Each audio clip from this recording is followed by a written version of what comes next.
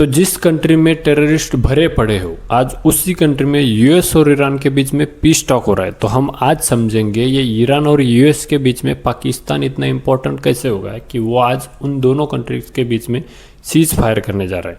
तो देखिए, ईरान एक शिया मुस्लिम कंट्री है, वहाँ पर लगभग 90 से 95% तक शिया मुस्लिम्स, और अगर दूसरे नंबर की कोई शिया मुस्लिम्स कंट्री देखी जाए तो वो है पाकिस्तान।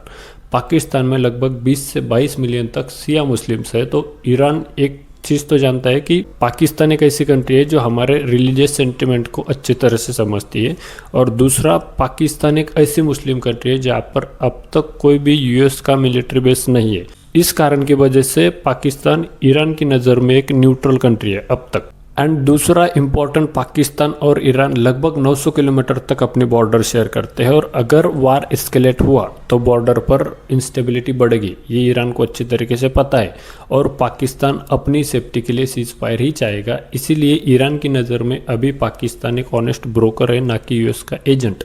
और देखिए, इन दोनों के बीच में सीज फायर होना ही इम्पोर्टेंट है, वो पाकिस्तान करे या कोई भी करे उससे हमें मतलब नहीं है, क्योंकि लॉन्ग टर्म में अगर ये वार एस्केलेट हुआ तो इसकी वजह से इंडिया का बहुत ज़्यादा नुकसान हो सकता है। देखिए, रेमिटेंस मतलब जो बहुत से हमारे कंट्री के ऐसे लोग हैं जो बाहर कंट्री में जाकर काम करते हैं और उनकी फैमिलीज इंडिया में है, तो वो उधर काम करके इधर पैसा भेजते हैं।